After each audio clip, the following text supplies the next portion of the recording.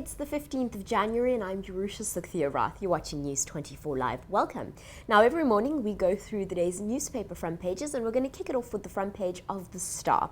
Here we have Hawks row hots up as suspensions loom, but here we'll see that the suspension notice has been withdrawn and hours later, a new one handed over. Now, underneath that, we see schools get off to a smooth start mostly, and pictured here, Deputy President Cyril Ramaphosa looking rather jovial as he sits in the front of a classroom, and he was there to launch off the Paperless Schools program, which will see schools, especially township schools in Gauteng, not using chalkboards anymore, but rather using tablets and also having digital classroom screens. It's a very different story to what we're going to see on a few other newspaper front pages, and we'll certainly see the disparity between South African schools. But before we get there, we'll go to the front page of the Mercury. Here we have Unite Nguni Nations urged, Zulu King's call to arms.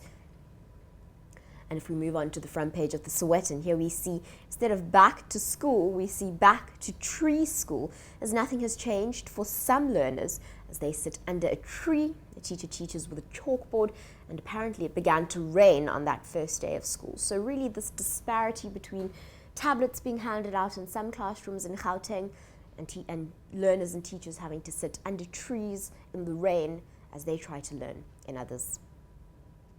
On the front page of the Pretoria News, it says school tears and cheers. And here we have a picture of a poor crying child obviously being left on his first day of school. And the e-boost hailed as new academic year kicks off, of course referring to those paperless school systems. On the front page of the Daily Dispatch, it seems Winnie Madikizela Mandela won't quit when it comes to trying to stop meetings held at the Mandela family homestead in the Eastern Cape. Now, her case was thrown out of a court in Mthatha, but it seems that she wants to take it to the Constitutional Court. On the front page of the Cape Times, here we see so happy to live in SA with load shedding, potholes, Julius and Jacob. Underneath that, we have minstrels' fury over cities shaming. Now, we know that, of course, the Cape Town minstrels who march annually on the 2nd of January have been denied their opportunity to do so for a variety of reasons. You can find the full story on the front page of the Cape Times.